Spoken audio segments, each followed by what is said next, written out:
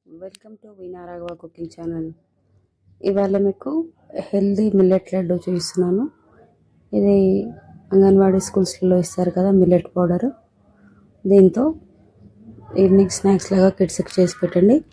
చాలా healthy and టేస్టీగా ఉంటుంది. రోజు ఒకటిగా ఇవ్వచ్చు పిల్లలకు.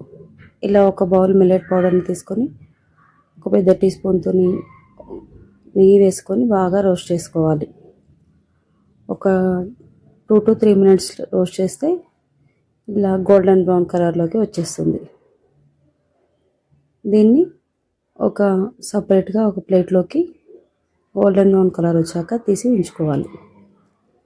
ఇప్పుడు ఇలా ఉంచుకున్న దాని లోపలికి ఒక బౌల్ డ్రై ఫ్రూట్స్ యాడ్ చేసుకోవాలి. డ్రై ఫ్రూట్స్ మనకి ఇష్టానికి తగ్గట్టు, నేనైతే కాజు, బాదం, పిస్తా, వాల్నట్స్, కిస్మిస్ ఇవన్నీ వేసాను. మీరు మీ ఇష్టానికి తగ్గట్టు మీరు డ్రై ఫ్రూట్స్ యాడ్ చేసుకోవచ్చు. అన్నీ బాగా వీటిని కూడా నెయ్యిలో గోల్డెన్ బ్రౌన్ కలర్ వచ్చేంత వరకు మంచిగా రోస్ట్ చేసుకోవాలి.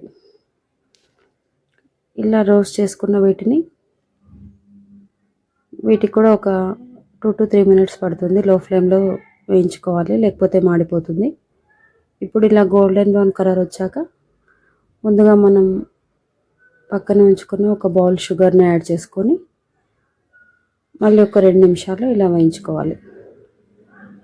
ఇప్పుడు ఫైనల్గా మనం రోస్ట్ చేసి ఉంచుకున్న మిల్లెట్ పౌడర్ని కూడా యాడ్ చేసి స్టవ్ ఆఫ్ చేసేయాలి. ఇప్పుడు దీని లోపలికి లైట్గా కొంచెంగా పాలు చిలకరిస్తూ లడ్డూలుగా కట్టుకొని ఒక ఎయిర్ టైట్ బాక్స్లో ఉంచుకుంటే ఒక 1 week to 10 days వరకు కూడా ఉంటాయి పిల్లలకు.